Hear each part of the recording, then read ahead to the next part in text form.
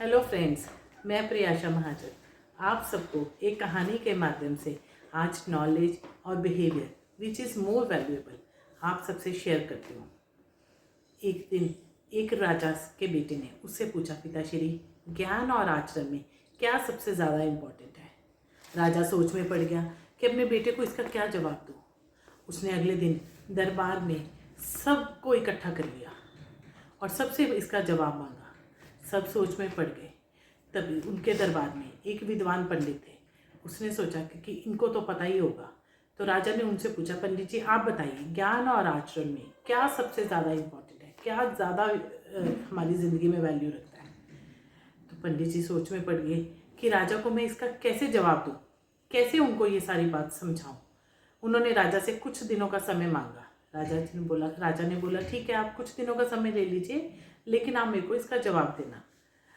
पंडित जी इसी सोच में घर आ गए, सारा दिन बैठे रहे, सोचते रहे। उनकी पत्नी से रहा नहीं गया। उन्होंने उनसे पूछा कि क्या हुआ आज।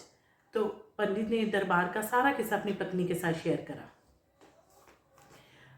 पत्नी ने आराम से उसकी बात सुनी और उनको एक उपाय दिया। अगले दिन रोज की तरह पंडित जी महल गए और राजकोष में उस दिन उन्होंने 2 सोने के सिक्के चुराए। जो राजकोष का मंत्री था वो ये सारी घटना देखता रहा।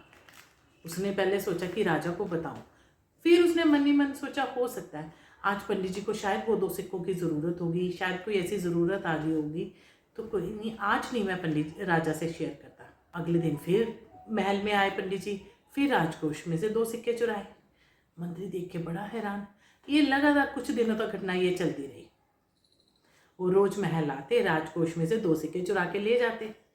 अब तो भाई मंत्री के ये बर्दाश्त से बाहर हो गया। उसने बोला नहीं, अब राजा को बता दूं, नहीं तो जब राजा को पता चलेगा ये ना हो कि कहीं मुझे सज़ा मिल जाए। वो गए राजा के पास। उन्होंने सारी बात बताई कि रोज आते हैं पंडित जी, राजकोष में से सिर्फ 2 सिक्के रोज लेकिन चुरा के लेके जा रहे हैं।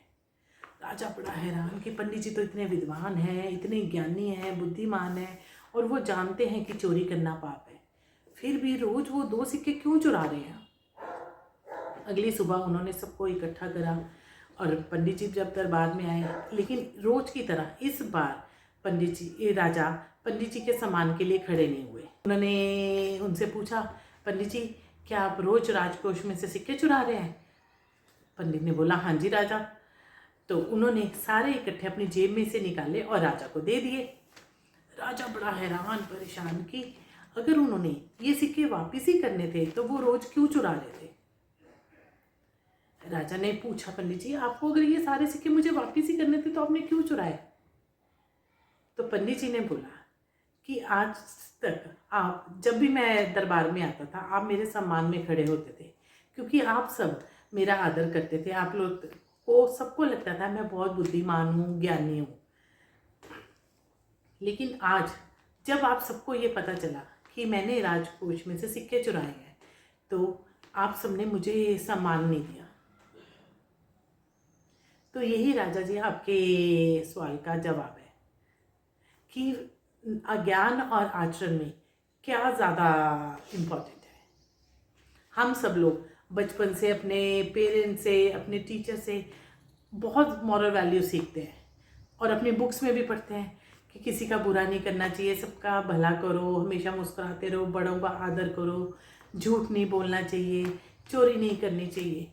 लेकिन जब हम अपने उठते बैठते अपनी लाइफ में किसी को गुस्सा करते हैं, किसी से अच्छे से बात नहीं करते, तो हमारी नॉलेज की कोई वैल्यू नहीं रह जाती।